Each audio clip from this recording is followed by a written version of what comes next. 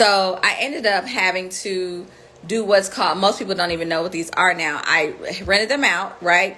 And then I learned a niche that I didn't even know that I was learning at the time is after a while, the amount of rent that I was getting for these properties did not cover the mortgage.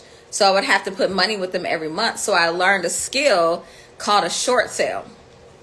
At the time, most people didn't know what a short sale was, had no idea what it was, had never heard of it. So I learned what it was.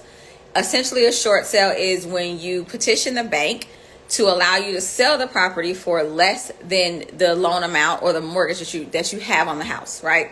For instance, there were a lot of properties that I bought for like $110,000, $105,000 that I ended up selling for like pennies on the dollar. I think one house I sold for like $30,000 at the time, 25,000. The list goes on. Needless to say, there was a ton of money that was lost in that lesson, because I call it a lesson. I don't call it a loss, because again, I learned how to do short sales, and I learned how to work within the distressed sale industry, and I learned how to properly advise investors, and I learned how to work with a bank to do a short sale, right? And I learned what an REO is, a real estate owned business. So essentially it's a it's a foreclosure that is owned by the bank at that time.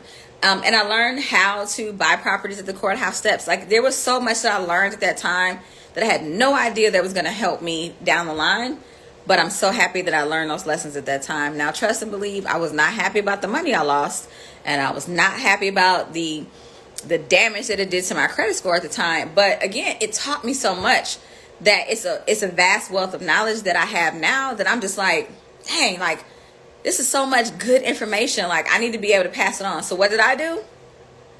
I became a realtor, and in becoming a realtor, I was able to pass on the knowledge of short sales, real estate investing, and just being a better agent than I was given, so that moving forward, I was able to not only educate people, I was able to guide them through the process to help them make the best decision possible, right?